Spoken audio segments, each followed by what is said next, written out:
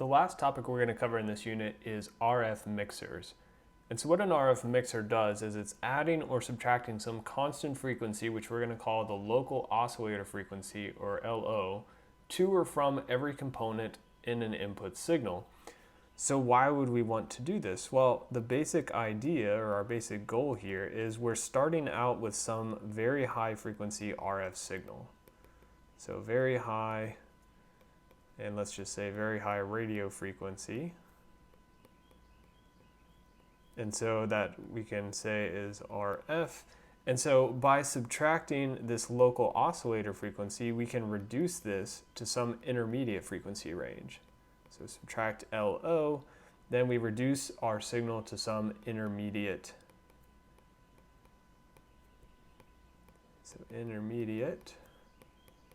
frequency range. And so the benefit of doing that is sometimes doing processing on radio frequency circuits or radio frequency signals can be very difficult with circuitry, but if we can get it down to some lower intermediate frequency, then this is going to be easier to process. And so easier to process in terms of circuitry. And so what we're going to see is in this process, our signal is going to be unchanged except for the fact that we've just shifted it in frequency. So there are actually two ways that we can use our RF mixers. The first one we're going to look at is something called low side down conversion. So low side down conversion. And so in this case, our local oscillator frequency is going to be less than the radio frequency range that we are wanting to down convert. And so the basic sort of idea of what we're doing, and we're going to go into more detail of this in a later video, is we are taking the product of our radio frequency. And so let's say, for instance, this is 2.4 to 2.52 gigahertz. And we also have coming into this junction our FLO1. And so let's say this is 2 gigahertz. So let's clean that up a little bit. So this is 2 gigahertz. And then what we're going to have coming out here is our intermediate frequency. So our F and our intermediate frequency. And so what we're going to see is basically if we subtract this FO1, so we get 2.4 minus 2 is going to give us 0.4 gigahertz or 400 megahertz. And 2.52 gigahertz minus 2 gigahertz is going to give us 0.52 gigahertz or 520 megahertz. And so these frequencies in our megahertz range are going to be much easier to work with than the ones in our gigahertz range. And so let's just draw graphically what that looks like as well. So let me approximate our signal. So we said it was 2.4 to 2.52. So we can see we have our frequency here in gigahertz. So I'm going to draw this as sort of a little triangle here, and we'll see why once we get to our next type of conversion. But basically we want to keep track of which side is our high side and which side is our low side. Okay, so just roughly shade that in. And then in this case, we said our FLO1 is the 2 gigahertz. So here, this point right here is our FLO1. And so within this radio frequency band, so here's our RF band, we can see that we have some low side and some high side. So over here on the left is our F low, and over here is our F high.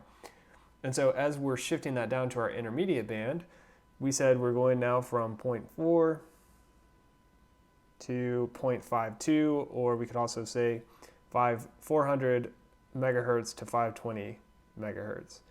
And so we get something that looks like this. And again, here is our sort of band. And now this is our intermediate frequencies. And this point here on this side is going to be our F high minus FLO1. And on this side, we have FL minus FLO1. So that's how we would do our low side down conversion. So the other type of conversion that we could do would be our high side down conversion.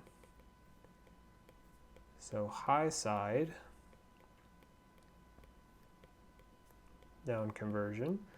And so as you might have guessed, the main difference here is we're just going to switch our local oscillator frequency to the other side of that RF range. So now we have our local oscillator frequency is above our RF frequency range. And so we have a similar thing here for our sort of combination. So let's say we have our same input frequencies. So our radio frequency range is still that 2.4 to 2.52 gigahertz. But now we have a local oscillator frequency that is larger than that. So let's say we have FLO2 to distinguish it from FLO1 is equal to 2.8 gigahertz, so above the upper end of that RF range. And so what we're going to see is that's going to give us a range of 280 to 400 megahertz. And to more clearly see what that is, or why that is rather, let's look at a graph of this as well.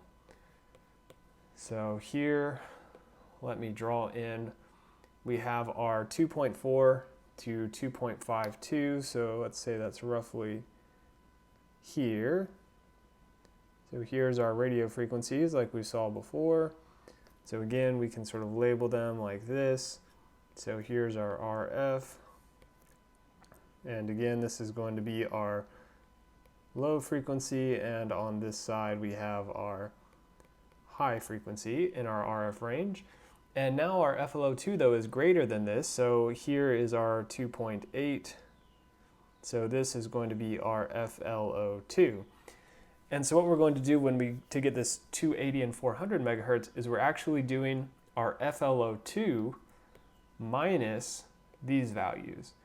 So our 2.8 gigahertz minus our 2.4 is going to give us our 400 megahertz.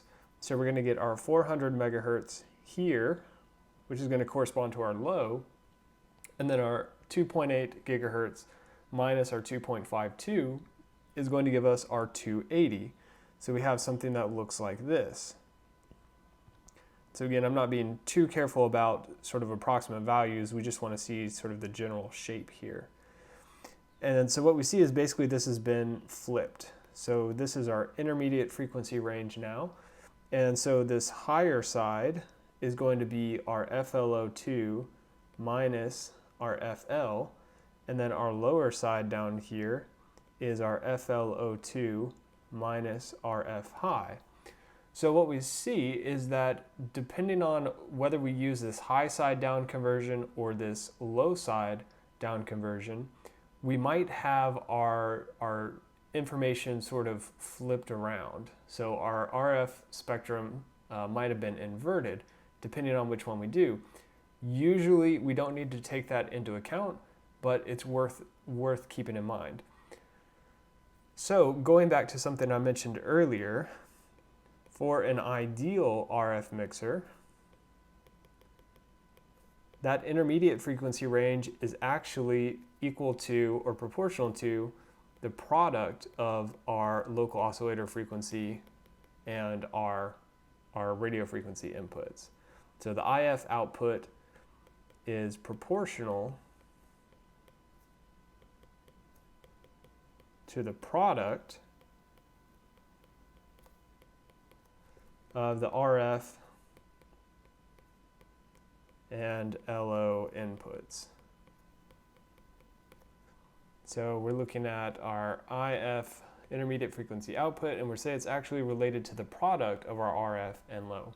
But of course up here, if we look, we see I've been subtracting. So in both cases, I've been just subtracting. So the question then becomes, how are we able to multiply these signals and end up with subtraction of the frequencies? So think about that for a while, and we're going to come back in the next video and briefly explain how that's possible.